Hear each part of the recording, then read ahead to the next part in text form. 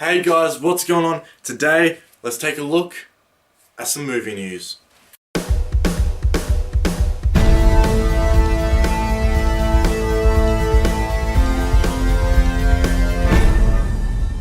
Alrighty guys, in the past week or so, we've had a heap of movie news come out, and today, let's get right into it. Starting with the Avengers wrapping up. That's right, this week the Avengers officially wrapped up their shooting. Joss Whedon had a bit of a celebration. Let's be honest, we're all looking forward to the Avengers 2, Age of Ultron.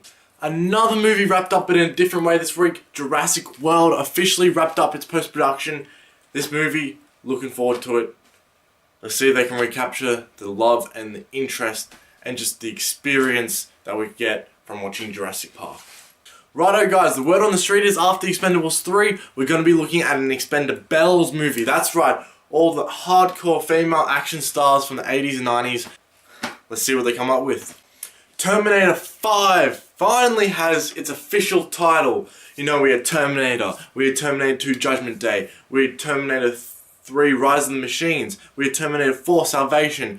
Now officially, Terminator 5 is going to be known as Terminator Genisys, with the return of Arnold. The funny thing about this title is the fact that it's not spelled, Genesis as in Genesis. It's spelled Genesis as in Genisys.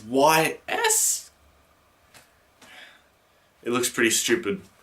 But I guess we just have to wait and see what the film's like. After this week's box office success of Teenage Mutant Ninja Turtles, you knew this was going to happen. TMNT 2 is going to happen and it's announced for 2016. That's a 2-year cycle.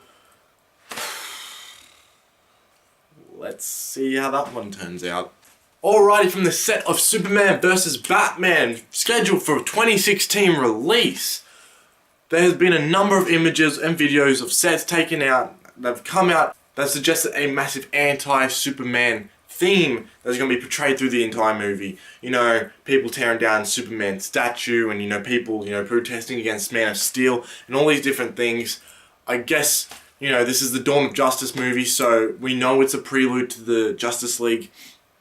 So, how much of a separate storyline are we going to get between the establishment of the Justice League whilst also this Superman and Batman crossover? There's a lot of contrast. There's a lot of things that Zack Snyder has to sort out. There's a lot of things that he has to accomplish in this film. I'm really excited for this film. I can't wait to see it. The images that have come out recently make it look just like what I want it to look like. I'm really excited for the film. I know it's not till 2016. It's fucking bullshit.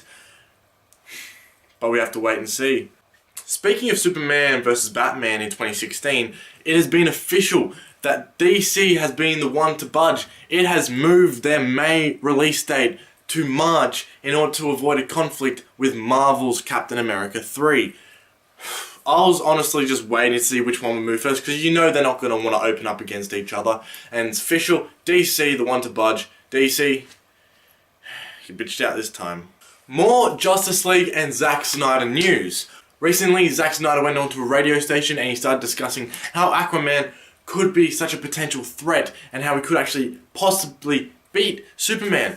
And after this little interview that he did, the internet fucking exploded with a bunch of rumors. Everyone speculated over the fact that Aquaman could be making an appearance in either Batman vs. Superman or a different DC movie. What we can learn from this though is the fact that Zack Snyder has an extremely high perception of Aquaman, which means that there is just a massive chance that we might be able to finally see an absolute badass Aquaman on the big screen, fighting next to Batman and Superman and Wonder Woman and the Flash and everyone else. I'm hoping that they do Aquaman justice.